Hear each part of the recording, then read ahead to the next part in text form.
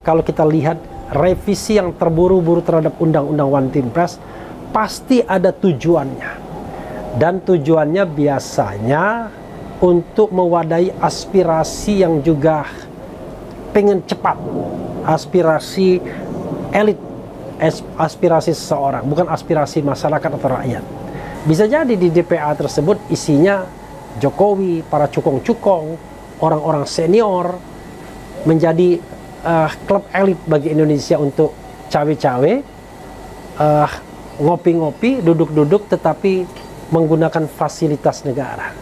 Bagi orang tertentu bukan fasilitas negaranya yang paling penting. Yang penting itu adalah jabatan kenegaraannya yang membawa privilege, yang membawa protokoler, yang membawa keamanan dan kenyamanan. Ya, saudara sekalian, saya coba lagi di luar ya, untuk mendapatkan pemandangan yang baik, yang bagus, walaupun kena terik matahari ya. Topi pun terpaksa dilepas. Tapi ini bukan soal topi, tapi soal Dewan Pertimbangan Agung.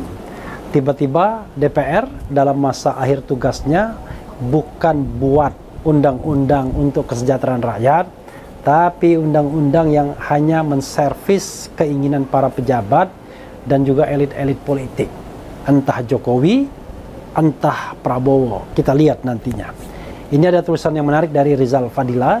Seperti biasanya Rizal Fadila sangat kritis ya dalam menilai sebuah fenomena politik. Kita bacakan dan nanti kita akan bahas ya. DPA, siasat Jokowi tetap jadi presiden oleh M. Rizal Fadilah, pemerhati politik dan kebangsaan. Awalnya Prabowo ingin membuat Presidential Club sebagai wadah untuk mantan presiden yang diduga kuat diketuai oleh Jokowi.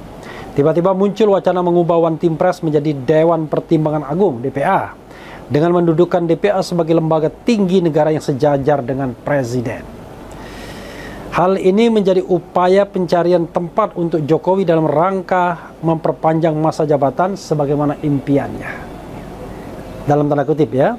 Undang-Undang Nomor 19 Tahun 2006 tentang One Team Press hendak direvisi kilat dengan mengubah nomenklatur menjadi DPA. DPR ingin menjadikan DPA sejajar presiden. Balik DPR cukup sehari memutuskan agenda penetapan revisi di paripurna menjadi inisiatif DPR. Konon atas arahan atau perintah Dasko, dan kita tidak tahu Dasko atas perintah siapa ya.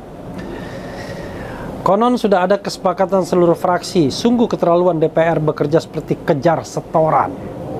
Di ujung masa jabatan dengan membuat proyek terakhir pengabdian atau penghambaan DPR kepada Jokowi. DPR ini menjadi lembaga bodoh atau membodohi dirinya sendiri dengan rencana revisi undang-undang yang berdasar pada kesepakatan dengan pemerintah itu karena titik dua ya. Pertama, DPA adalah lembaga yang ada dalam Undang-Undang Dasar 1945 yang lama yang oleh MPR telah dihapuskan melalui amandemen Undang-Undang Dasar. Kehendak untuk mengadakan kembali DPA harus melalui mekanisme amandemen MPR lagi. Maksudnya amandemen Undang-Undang Dasar 1945 lagi melalui MPR. Artinya hal ini bukan kewenangan DPR. Kedua, revisi Undang-Undang One Team Press harus berorientasi pada peningkatan fungsi nasihat atau pertimbangan kepada presiden. Jangan seperti saat ini di mana One Team Press hanya sebagai wadah atau lembaga museum bagi para sesepuh bangsa makan gaji buta ya. Sama dulu Dewan Pertimbangan atau Dewan Pensiunan Agung ya. Ketiga, menguras otak dengan mengotak-atik aturan demi penempatan Jokowi setelah tidak menjabat presiden adalah salah besar. Apalagi jika hal ini menjadi bentuk balas jasa Prabowo untuk Jokowi. DPR menjadi alat kepentingan politik pragmatik, akal-akalan pemerintah. Jika ingin menghidupkan kembali DPA sebagai lembaga tinggi negara, maka jalannya adalah amandemen Undang-Undang Dasar 1945 lagi atau kembali ke Undang-Undang Dasar 1945 yang asli. Itu kerja MPR. Jika revisi Undang-Undang Nomor 19 Tahun 2006 dipaksakan untuk kemudian mendudukan DPA sejajar dengan presiden, maka dengan cepat setelah hasil revisi diundangkan akan banjir guliran judicial review untuk pembatalan undang-undang yang dinilai bertentangan dengan konstitusi tersebut. Tapi jangan khawatir, ada paman di sana, Paman Uzman ya. Jadi ngebut menipu rakyat melalui revisi akan dibalas oleh ngebut rakyat untuk melakukan uji material. Kegaduhan baru dibuat oleh DPR dan pemerintah. Akhirnya pengabdian atau penghambaan DPR kepada Jokowi untuk duduk di singgasana ketua DPA diprediksi akan gagal total. Memang DPR ini seperti kurang kerjaan dan mengada-ada. Rugi besar rakyat harus menggaji anggota DPR dengan kualitas kerja seperti ini. Rakyat berhak untuk marah. Jadi sahabat daerah sekalian, ya, itu tadi yang dituliskan oleh Rizal Fadila. Seperti biasanya, straight to the point dan jelas tegas apa yang mau dikatakan atau dituliskan atau disampaikan. Jadi sahabat daerah sekalian, kalau kita lihat revisi yang terburu-buru terhadap Undang-Undang One Team Press, pasti ada tujuannya. Dan tujuannya biasanya untuk mewadahi aspirasi yang juga pengen cepat, aspirasi elit, aspirasi seseorang, bukan aspirasi masyarakat atau rakyat. Karena kalau aspirasi rakyat atau masyarakat, tentu undang-undang dibuat dengan partisipasi masyarakat, baik dalam tahap menggali ide dan pemikiran maupun drafting, apalagi ketika pembahasan di DPR serta persetujuan di paripurna. Tentu harus melibatkan rakyat. DPA ini bukan undang-undang yang penting untuk rakyat, tapi barangkali benar kata Rizal Fadila, penting untuk Jokowi, penting juga untuk Prabowo. Why? Karena di undang-undang ini dua hal, ya. Pertama, One Team Press itu menjadi DPA, dan seolah-olah it seems, ya, sepertinya ingin dikesankan bahwa ini adalah lembaga tersendiri yang tidak directly di bawah presiden, tapi semacam the independent body, lembaga yang independen tetapi berisi orang-orang yang punya katakanlah grade lebih tinggi dibandingkan lembaga independen lainnya. Kalau KPU diisi oleh bocah-bocah, kalau State Auxiliary Agency atau State Independent Body lainnya diisi oleh bocah-bocah, bahkan orang yang bisa dikendalikan DPR, maka DPA akan berisi orang-orang yang mengendalikan politik dan DPR. Jadi bahkan presiden bisa jadi di DPA tersebut isinya Jokowi, para cukong-cukong, orang-orang senior, menjadi klub elit bagi Indonesia untuk cawe-cawe, ngopi-ngopi, duduk-duduk, tetapi menggunakan fasilitas negara. Bagi orang tertentu bukan fasilitas negaranya yang paling penting. Yang penting itu adalah jabatan kenegaraannya yang membawa privilege, yang membawa protokoler, yang membawa keamanan dan kenyamanan.